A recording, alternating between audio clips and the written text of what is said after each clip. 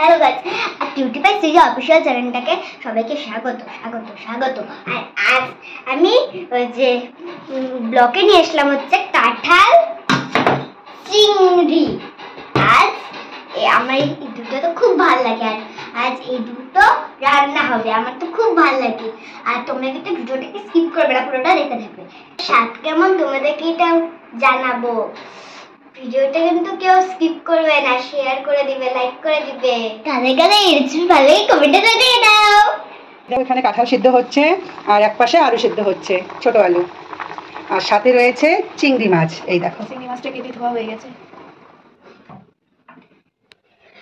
তো গাইস, খেতে তো খুব স্বাদ, কিন্তু আলু ছুলতে কষ্ট লাগে, আলু ছুলতে কষ্ট লাগে। তো বন্ধুরা দেখো, এখানে সমস্ত রকমের মশলা নেওয়া হয়ে গেছে।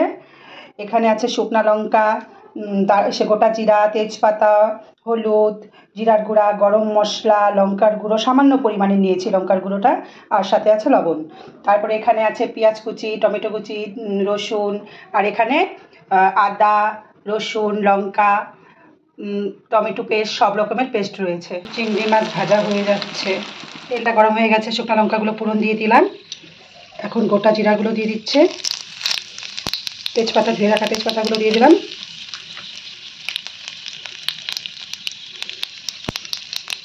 পেঁয়াজ কুচি, টমেটো কুচি আর রসুন ভাজা ভাজা করে নিচ্ছি।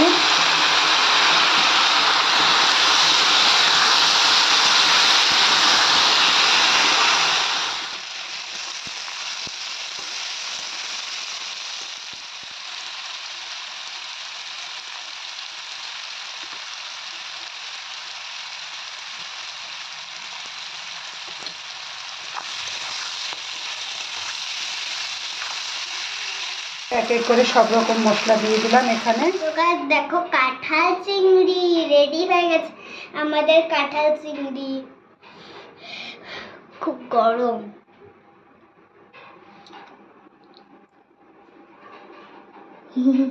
তো গাইস দেখো, আমি এখন কাঁঠাল চিংড়ি দিয়ে জমিয়ে ভাত খাচ্ছি। আর এমন যদি তোমরা ভিডিও পেতে চাও, চ্যানেলটাকে লাইক করে দিবে। আর আজকে ব্লগটা এখানে শেষ করলাম। Tata, bye bye.